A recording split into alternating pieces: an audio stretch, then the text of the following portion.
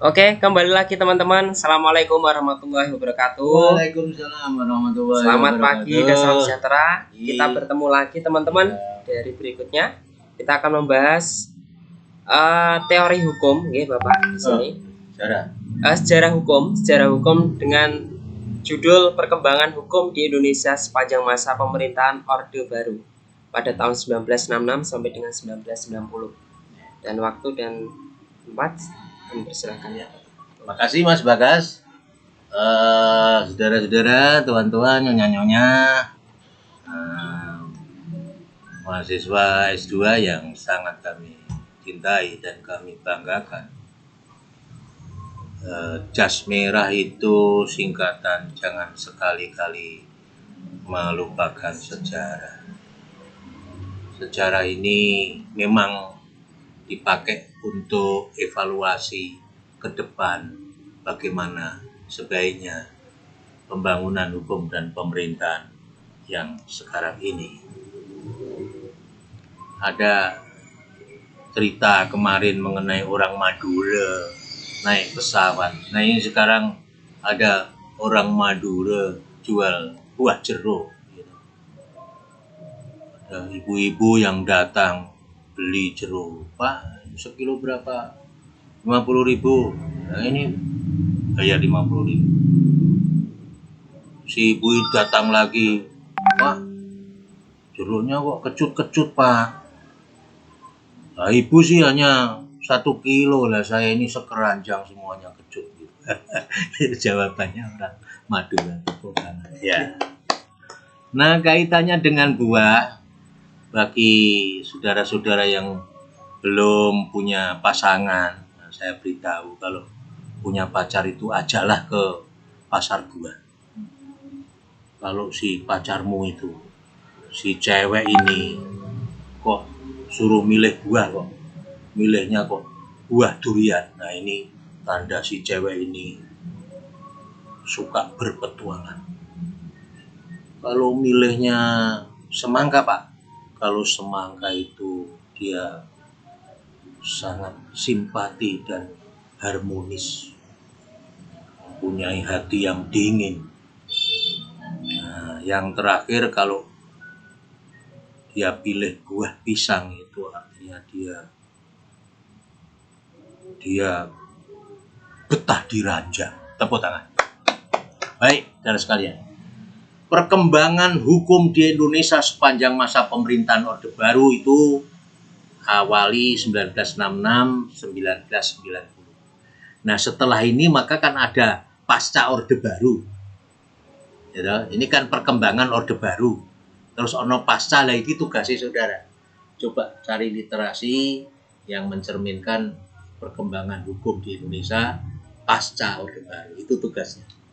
Lanjut. Nah, pada tahun 1966 perubahan besar terjadi dalam kekuasaan pemerintah di Indonesia, bermula dari pergolakan politik yang diwarnai sebagai tindakan kekerasan. Tahun 1965 bahwa kekuasaan pemerintahan Soekarno berakhir dan ada pemerintahan Orde Baru ya di bawah pimpinan Jenderal Soeharto waktu itu. Kemudian orientasi perjuangan yang didukung oleh kekuatan-kekuatan politik pada saat itu langsung menjadi ikut pula berubah total. Yang dulu tekanan untuk meyakinkan bahwa revolusi belum selesai menjadi melemah. Gantinya adalah kebijakan untuk melaksanakan Undang-Undang Dasar secara murni dan konsekuen, serta melakukan pembangunan. Suara-suara anti kolonialisme dan anti imperialisme tidak lagi dikumandangkan. Gantinya adalah soal kemiskinan dan kesulitan hidup ekonomi. Ini yang harus dikedepankan ya pada era Soeharto. Tak pelak pembangunan ekonomi dalam negeri itu lalu memperoleh porsi perhatian yang sangat besar. Prioritas kebijakan kepada laju inflasi, bagaimana memperbaiki infrastruktur, menggalakkan investasi, meningkatkan daya ekspor, menambah kemampuan untuk berswasembada pangan. Tahun 1967 tak lama setelah lahirnya surat perintah 11 Maret, dasarnya dari legitimasi Jenderal Soeharto untuk mengambil alih kekuasaan. Perusahaan-perusahaan asing diambil alih kembali ya, oleh Presiden Soeharto. Undang-undang tahun 68 dengan dibentuknya kabinet baru disebut Kabinet Pembangunan. Terjadi titik awal perubahan kebijakan pemerintah secara menyeluruh. Dari kebijakan politik revolusioner sebagai panglima, kebijakan pembangunan ekonomi sebagai bagian dari perjuangan Orde Baru. Peran partai-partai politik dan masyarakat sipil menjadi terkurangi.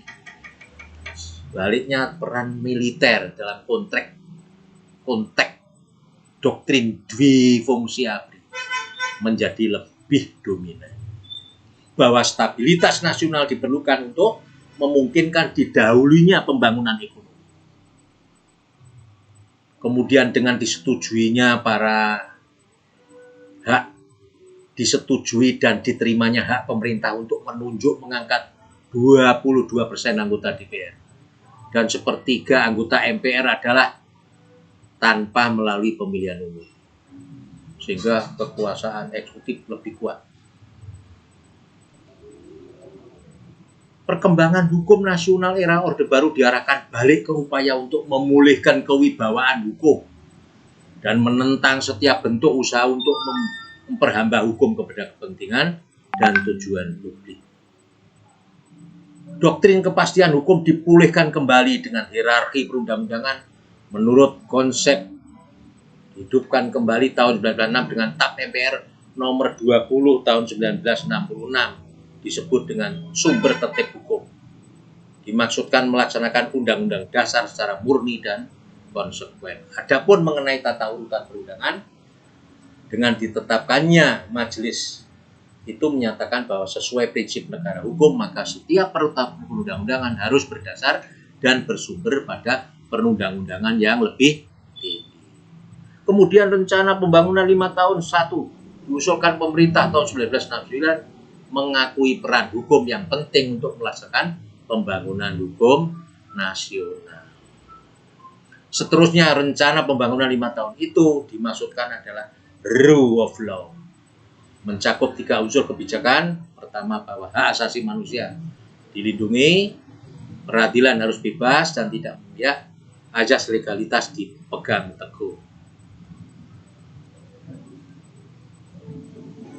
Bertolak dari paham yang dikatakan paham sosial jurisprudens atau legal realis, mengetengahkan konsep res coupon tentang perlunya memfungsikan law as a tool of social engineering. Ini argumentasi dari Mokhtar Kusumaatmadja. Setelah dinonaktifkan pada masa kekuatan Presiden Soekarno, Mokhtar memperoleh posisi lagi, ya, mengalihkan pikiran-pikirannya, ya, baik yang teoretik akademik maupun konsorsium hukum. Ide law as a tool of social engineering ini rupanya baru ditunjukkan secara selektif untuk memfungsikan hukum guna merekayasa kehidupan ekonomi nasional saja dan tak berpotensi sanggup merekayasa masyarakat dalam seluruh aspek kehidupan.